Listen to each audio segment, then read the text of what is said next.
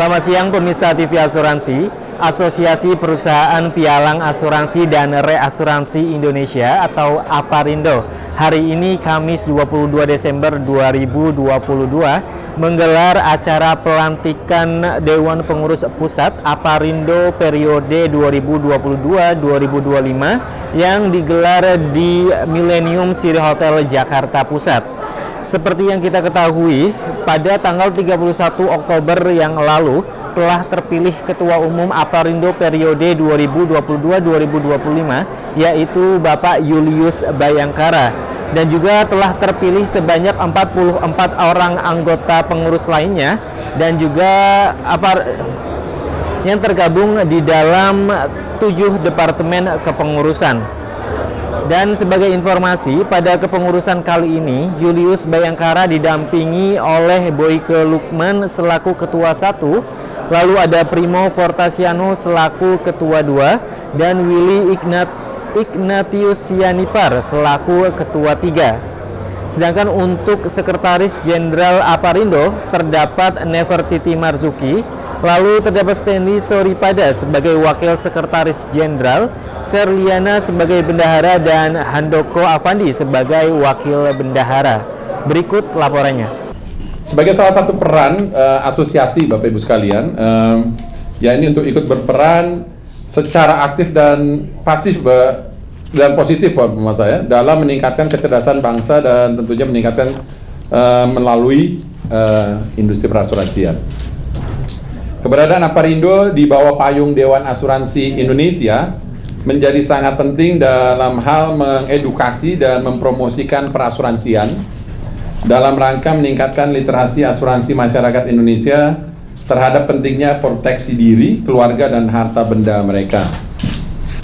Berikutnya kita juga buat rekan-rekan sekalian, sejalan dengan visi yang tadi itu, yakni menempatkan APARindo sebagai sarana untuk membina dan menghantarkan anggotanya menjadi perusahaan pialang asuransi dan reasuransi yang handal dan dipercaya oleh pemangku kepentingan di dalam maupun di luar negeri, yang berlandaskan atas azas kebersamaan dan kesetaraan sebagai wujud pemberdayaan dan peningkatan peran kepialangan dalam ketahanan perekonomian nasional.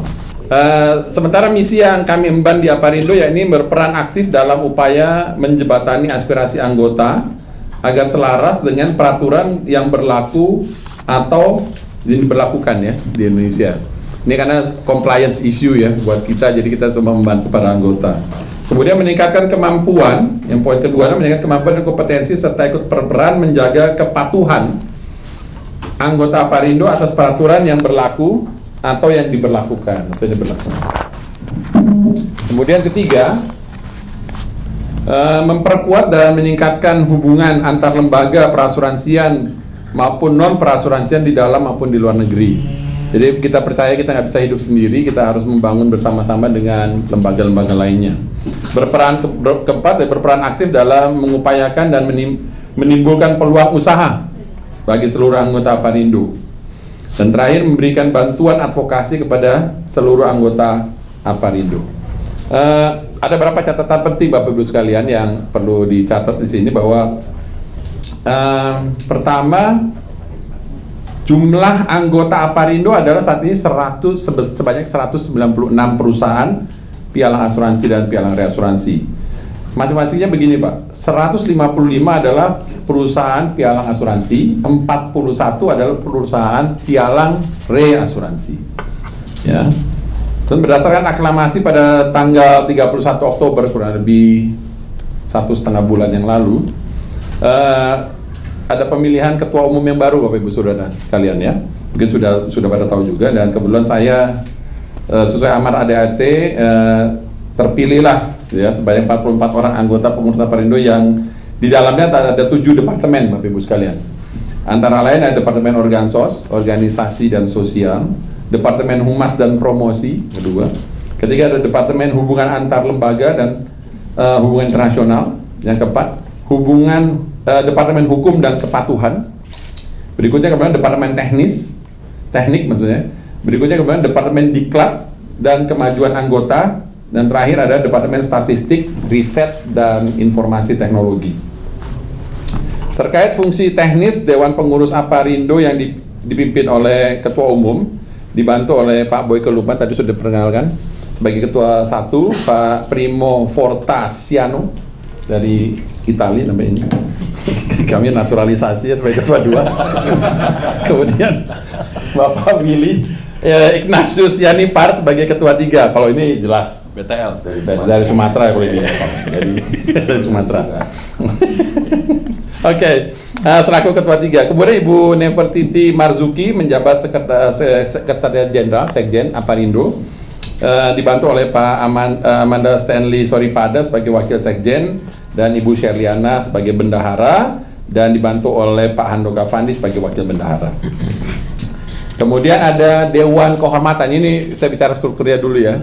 Sudah ada Dewan Kehormatan yang dipimpin oleh Pak Hari Purwanto, yang kebetulan tadi telepon lagi di sekolah nih, masih bunyi ya, gitu ya.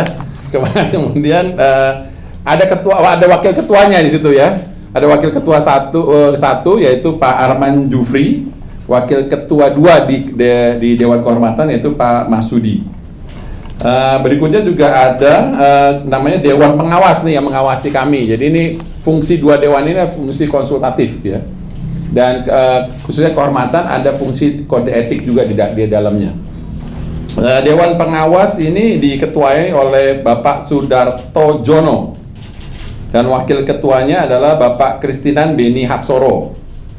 Itu Pak. Ini ada 2, jadi ada 2 badan di atas Dewan Pimpinan Pusat, Dewan Kehormatan dan Dewan Pengawas.